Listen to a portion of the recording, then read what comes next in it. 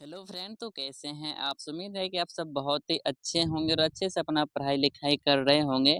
तो आज की इस वीडियो में हम देखने वाले हैं क्लास 10th के सामाजिक विज्ञान में इतिहास का पोर्शन करने वाले हैं, जिसमें कि हम सारे के सारे क्या प्रीवियस ईयर क्वेश्चन करने वाले हैं। और हमारे चैप्टर का नाम क्या है?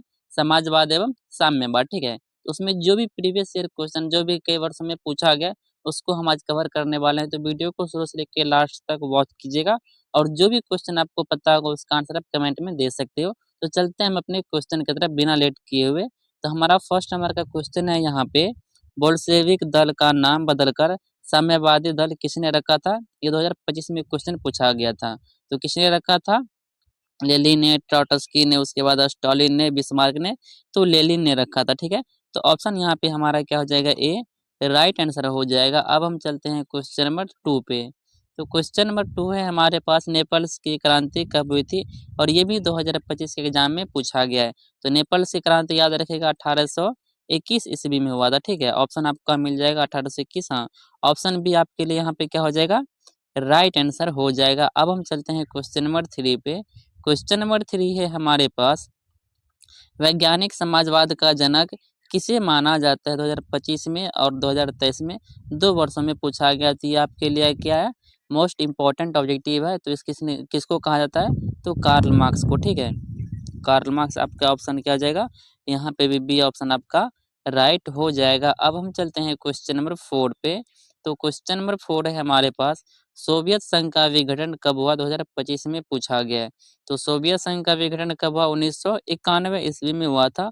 आप ऑप्शन देख सकते हो, 1885 ये गलत है, 91 आपके पास बी क्या हो जाएगा? फिर से राइट आंसर हो जाएगा। अब हम चलते हैं क्वेश्चन नंबर 5 पे। क्वेश्चन नंबर 5 पे हमारे पास, आर्थिक नियोजन किसकी देन है? फ्रांसीसी क्रांति, रूसी क्रांति, अमेरिकी क्रांति या फिर इनमें से सभी? तो रूसी क्रांति की देन है। ठीक है, आर्थिक नियोजन किसकी देन है? तो रूसी क्रांति। तो ऑप्शन यहाँ पे हमारा क्या हो जाएगा? ऑप्शन बी फिर से राइट आंसर हो जाएगा। अब हम चलते हैं क्वेश्चन नंबर 6 पे। क्वेश्चन नंबर 6 है हमारे पास, रूस में कृषक दास प्रथा का समाप्त किसने किया? रूस में किया जाता है कृषक दस्ता, उसको उसका समापन किसने किया? तो लेनिन ने किया था, जार अलेक्जेंडर द्वितीय ने किया था, स्टालिन ने किया था, ट्रॉट्स्की ने किया था। तो जार जार का मतलब होता था रूस में क्या?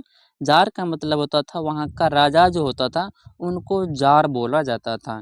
तो जार अलेक्जेंडर द्वितीय ने किया था। तो ऑप्शन यहाँ पे हमारा फिर से क्या हो जाएगा?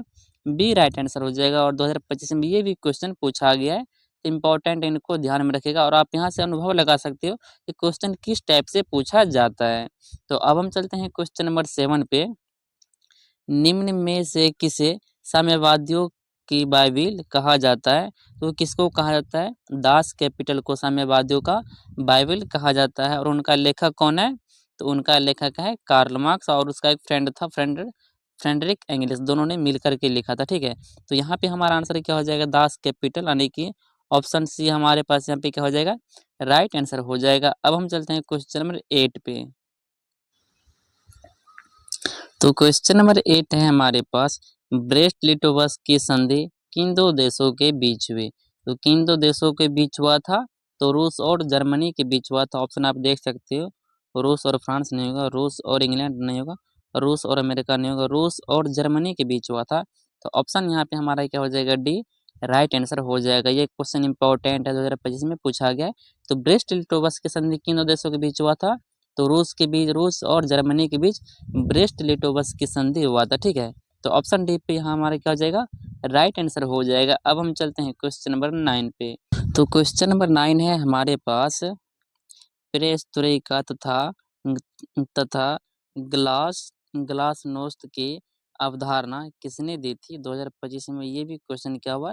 पूछा गया है। तो इसका हमारा राइट आंसर क्या हो जाएगा? तो मिखाइल और सॉरी कट हो गया। हाँ, तो मिखाइल हो जाएगा। ठीक है, मुखाइल मिखाइल हो जाएगा, गोरबाचोव। ठीक है, तो पुतिन हमारा आंसर नहीं होगा, स्टालिन नहीं होगा, लेनिन नहीं होगा।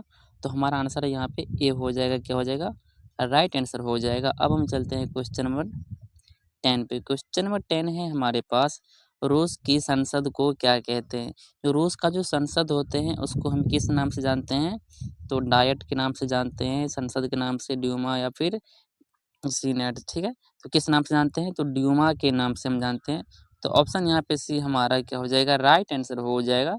तो अब हम चलते हैं क्वेश्चन नंबर 11 पे। क्वेश्चन नंबर 11 है हमारे पास, नई आर्थिक नीति किसने लागू किया था? तो नई आर्थिक नीति किसने लागू किया था? लेनिन ने किया था, मेटरनिख ने किया था, बिस्मार्क ने, या फिर स्टालिन ने? किसने किया था? तो लेनिन ने किया था। ऑप्शन यहाँ पे हमारा ए क्या हो जाएगा? राइट आंसर हो जाएगा। अब हम चलते हैं क्वेश्चन नंबर 12 पे। क्वेश्चन नंबर 12 है हमारे पास, लेनिन का उत्तराधिकारी कौन था? जो लेनिन था उसका उत्तराधिकारी कौन था 2024 में? ये भी क्वेश्चन पूछा गया है। तो मेजनी था, स्टालिन था, उसका ट्रॉट्स्की था, या फिर केरेंस्की था? तो कौन था? स्टालिन था लेनिन का उत्तराधिकारी, ठीक है। तो ऑप्शन यहाँ पे हमारा बी क्या हो जाएगा? राइट आंसर हो जाएगा। इसमें जो भी क्वेश्चन मिलेगा सारे के सारे क्वेश्चन प्रीवियस ईयर क्वेश्चन है, और इससे पहले भी कई वीडियो अपलोड हो चुके हैं। यदि आप नहीं देखे तो आप मेरे चैनल पे जाके देख सकते हैं। तो क्वेश्चन नंबर 13 को हम देखते हैं, और क्वेश्चन नंबर 13 है हमारे पास, बोल रहा है 1919 में थर्ड इंटरनेशनल की स्थापना किसने की? ठीक है।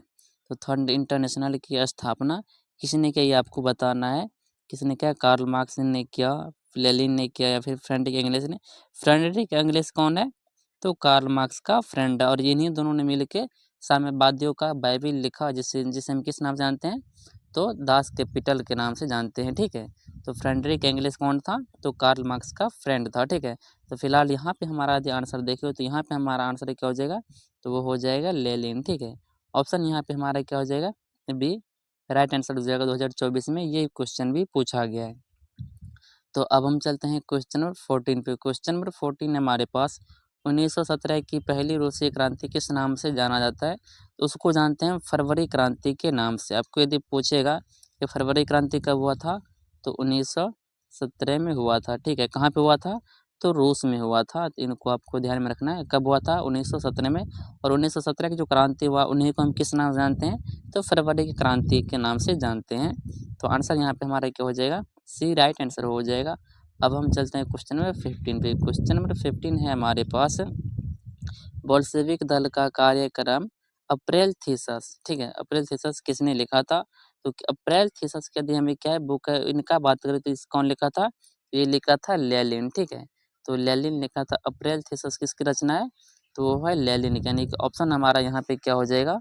ऑप्शन सी हमारा राइट आंसर हो जाएगा। अब हम चलते हैं क्वेश्चन नंबर 16 पे। क्वेश्चन नंबर 16 हमारे पास, समाजवादियों का बाइबिल किसे कहा जाता है? किसे कहा जाता है? दास कैपिटल को, ठीक है। पिछले क्वेश्चन में भी हमने देखा था। ये क्वेश्चन थोड़ा इंपॉर्टेंट है इसलिए इसको ध्यान में रखें, 2 बार क्वेश्चन रिपीट हो चुका है, ठीक है। तो साम्यवादी का बाइबिल किसे कहा जाता है? तो वो कहा जाता है किसको? दास कैपिटल को। दास कैपिटल के लेखक कौन है? फ्रेडरिक एंगेल्स और कार्ल मार्क्स, ठीक है।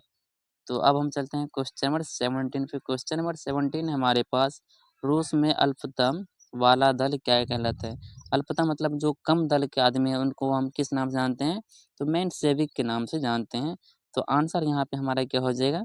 बी राइट आंसर हो जाएगा। 2023 में ये भी क्वेश्चन पूछा गया है। तो अब हम चलते हैं क्वेश्चन नंबर 18 पे। क्वेश्चन नंबर 18 हमारे पास, रूस में प्रतिनिधियात्मक संस्था ड्यूमा का गठन कब हुआ था? तो सिंपल सा, ड्यूमा का गठन कब हुआ था? तो 1905 ईस्वी में हुआ था, ठीक है। ये आपका आंसर नहीं होगा और ये भी नहीं होगा। तो कब हुआ था? तो 1905 ईस्वी में हुआ था, और ये थोड़ा सा इंपॉर्टेंट है इसलिए इसको ध्यान में रखना, ठीक है। तो अब हम चलते हैं क्वेश्चन नंबर 19 पे। क्वेश्चन नंबर 19 हमारे पास, किस संधि के तहत रूस प्रथम विश्व युद्ध से बाहर हो गया था? फ्रैंकफर्ट की संधि, ब्रेस्ट लिटोवस्क की संधि, ठीक है। तो यहाँ पे हमारा यही आंसर हो जाएगा, ठीक है। ब्रेस्ट लिटोवस्क की संधि के द्वारा क्या हुआ था? तो रूस जो है प्रथम विश्व युद्ध से बाहर हो गया था। ये भी 2023 में पूछा गया, ये भी इम्पोर्टेंट है। और यहाँ पे जो भी क्वेश्चन हम करवा रहे हैं सारे के सारे इम्पोर्टेंट है, इसलिए ध्यान में रखना। तो क्वेश्चन नंबर 20 है हमारे पास, युद्ध और शांति, यानी कि वॉर एंड पीस। कभी कभी वॉर एंड पीस को हिंदी में ही लिख दिया जाता है, तो इनको भी ध्यान में रखिए। शुद्ध युद्ध और शांति बोले या फिर वॉर एंड पीस बोले, तो इनका लेखक कौन है? तो लियो टॉल्स्टॉय, ठीक है। तो यहाँ पे लियो नहीं दिया है, सिर्फ टॉल्स्टॉय दिया हुआ है।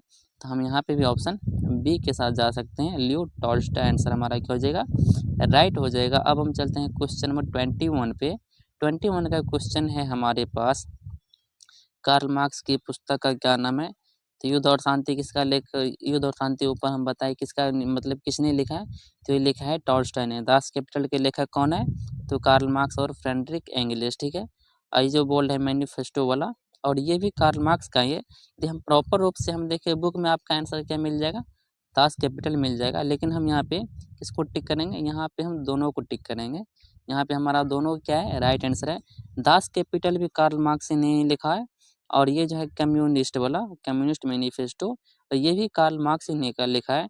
यहाँ पे हमारा बी और सी दोनों आंसर राइट होगा, लेकिन बुक में यही सिर्फ दिया होगा।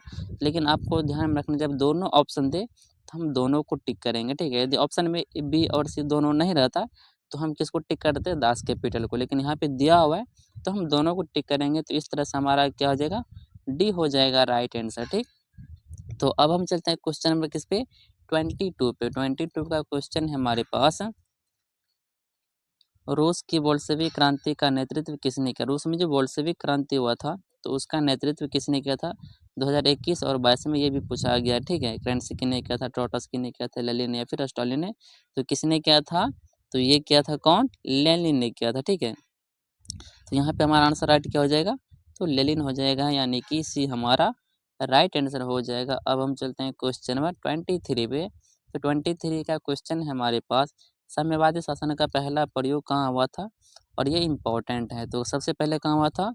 तो रूस में, जापान में, चीन में या फिर क्यूबा में? सबसे पहले कहाँ हुआ था? रूस में, ठीक है। कहाँ हुआ था? रूस में। तो आंसर यहाँ पे हमारे क्या हो जाएगा? ये फिर से राइट आंसर हो जाएगा। अब हम चलते हैं क्वेश्चन नंबर किस पे? 24 पे। तो 24 का क्वेश्चन हमारे पास, कार्ल मार्क्स का जन्म कहाँ हुआ था? तो कार्ल मार्क्स का जन्म इंग्लैंड में हुआ था, जर्मनी में हुआ था, या फिर इटली में हुआ था, या फिर रूस में हुआ था? तो कार्ल मार्क्स का जन्म कहाँ हुआ था? तो हुआ था जर्मनी में, ठीक है, जर्मनी। तो यहाँ पे हमारा आंसर क्या हो जाएगा? जर्मनी राइट, यानी कि हमारा ऑप्शन क्या हो जाएगा? बी राइट आंसर हो जाए। जर्मनी किसमें? हाँ, ऑप्शन बी में। तो ऑप्शन बी के साथ यहाँ पे हम जा सकते हैं। तो अब हम चलते हैं किस पे? क्वेश्चन नंबर 25 पे। क्वेश्चन नंबर 25 हमारे पास, बोल्शेविक क्रांति कब हुई थी, ठीक है। और ये देखिए कितना इंपॉर्टेंट है। 2012 में, 18 में, 20 में और 20 के सेकेंड ईयर में दोनों साल पूछा गया, ठीक है। तो ये क्या आपके लिए मोस्ट इम्पोर्टेंट है। तो कब हुआ था? तो बोल्शेविक क्रांति नवंबर के टाइम में हुआ था, ठीक है। तो नवंबर 1917 में, और ये आपके लिए क्या है? VVI है, ठीक है। और आपको ये ध्यान में रखना है, चार वर्षों में रिपीट हो चुका है, और 2020 तक ये हो सकता है इस बार 27 में फिर से इसको पूछ दे। तो इनको आपको ध्यान में रखना है। बोल्शेविक क्रांति नवंबर 1917 में हुआ है। तो अब हम चलते हैं क्वेश्चन नंबर 26 पे। तो 26 का क्वेश्चन हमारे पास, दास कैपिटल का प्रकाशन किस वर्ष हुआ? किस वर्ष हुआ था? तो 1848 है, 1864 है, 1867 है, 1883 है।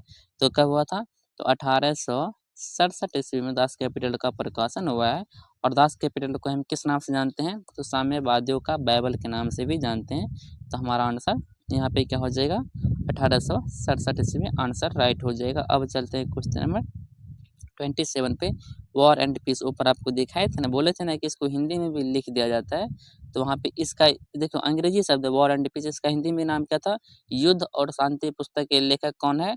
तो लियो टॉल्स्टॉय, ऊपर आपको बताए थे। और उन्होंने को वॉर एंड पीस अंग्रेजी होता है, तो अंग्रेजी को हिंदी में लिख दिया है, वॉर एंड पीस। और वैसे करके 2 वर्षों में पूछ भी दिया है, ठीक है। तो यहाँ पे आपको ध्यान में रखना, ऊपर हम आपको बताए भी थे कि हिंदी में भी और अंग्रेजी में भी आपको याद रखना है। तो वॉर एंड पीस किसकी रचना है? तो लियो टॉल्स्टॉय के ऊपर हम देख चुके हैं, ठीक है। तो यहाँ पे हमारा बी क्या हो जाएगा? राइट आंसर हो जाएगा। जो भी हम चीज़ें हम यहाँ पे बता रहे हैं तो उनको आप ध्यान में रखिएगा, ठीक है। तो अब हम चलते हैं क्वेश्चन नंबर 28 पे। 28 का क्वेश्चन है हमारे पास, कार्ल मार्क्स 1867 ईस्वी में किस पुस्तक की रचना की जिसे साम्यवादियों का बाइबल कहा जाता है? तो यहाँ से हम 2 तरह से आंसर पकड़ सकते हैं। साम्यवादियों का बाइबल कहा जाता है, तो साम्यवादियों का बाइबल किसे कहा जाता है? तो दास कैपिटल को। यहाँ से भी हमारा आंसर निकल जाएगा। और यहाँ पे एक और बात पूछ रहा है कि मार्क्स ने 1867 में किस पुस्तक की रचना की? 1867 में किस पुस्तक का रचना किया? दास कैपिटल का, जो कि हम अभी तुरंत ऊपर पढ़ के आए हैं, ठीक है। तो यहाँ से भी हम आंसर पकड़ सकते हैं और यहाँ से भी आंसर पकड़ सकते हैं। तो दास कैपिटल हमारा यहाँ पे क्या हो जाएगा? ऑप्शन बी हमारा राइट आंसर हो जाएगा। अब हम चलते हैं